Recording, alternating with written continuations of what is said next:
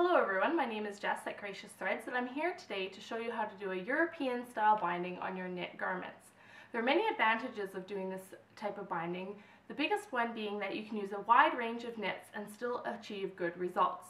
So I've cut a piece of binding 1.5 inches wide and about as long as the neckline of my shirt. Here's the shirt we're working on, the Sina Dolman Tee, and you can see we've sewn one shoulder but not the other. So we can open it up. And here's the neckline. I'm going to take the shirt, right sides facing up, and the binding, right sides facing down, and line them up against the edge. Now as we sew, we're going to have the shirt on the bottom and the ribbing on the top. Also as we sew, we are going to be pulling the ribbing tight. Now ribbing is very, very stretchy, so we can pull it quite a bit. However, if you're using jersey knit or cotton lycra, you're going to be pulling it quite a bit less. Now unfortunately there's no magic formula, you're just going to have to practice, and I suggest if you haven't done it before to practice on some scrap fabrics.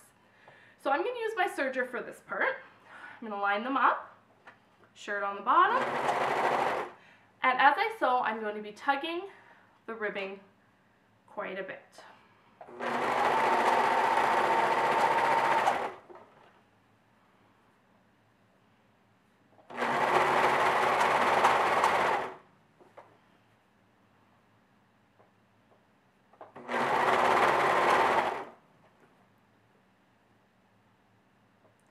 You also want to be sure that you're not stretching the neckline.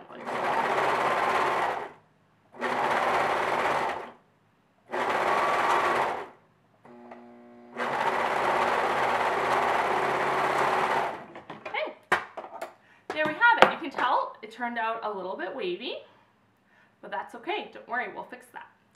So now, when you're looking at the front of the shirt, I'm going to hold it like this for you all. You want to make sure the seam allowance here is pointing up, like this. So the seam allowance is pointing up. You're going to take your ribbing and you're going to fold it back down over top of the seam allowance. This is what it looks like in the front. This is what it looks like in the back. You may notice we have this extra tail here. That is completely fine. We'll just trim that off now. So now I'm going to use my regular sewing machine to top stitch the binding down. You can use a double needle on a regular sewing machine, you can use a cover stitch, or what I often do is the most simplest is I just go to the longest stitch length, the longest straight stitch I have. And I've never had a problem with the seams popping. So I'm going to take the binding, wrap it around to the wrong side over the seam allowance. Now at this point you can pin. I find I don't really need to, I just hold it as I go.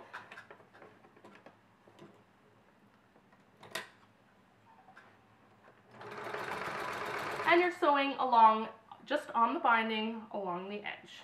You'll also want to stretch the binding as you go, but make sure you are not stretching the shirt itself.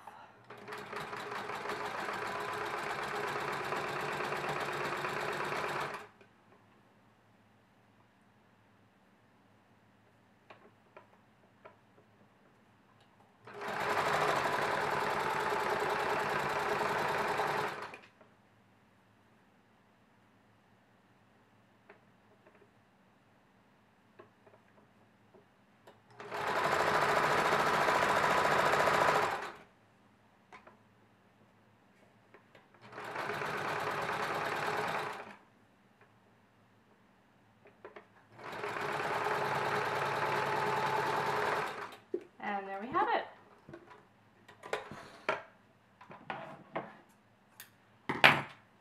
We have a single row of stitching on the front along the edge of the binding.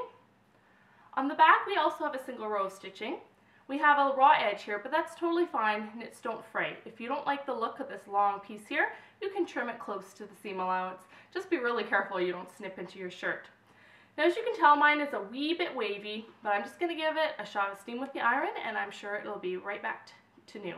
Tomorrow we're going to sew our second shoulder seam, also the side seams, and then we're well on our way to finishing. Thank you so much for watching. I'd invite you to check out my blog, www.graciousthreads.ca, for more patterns and tips involving sewing with knits. Thanks for watching. Bye.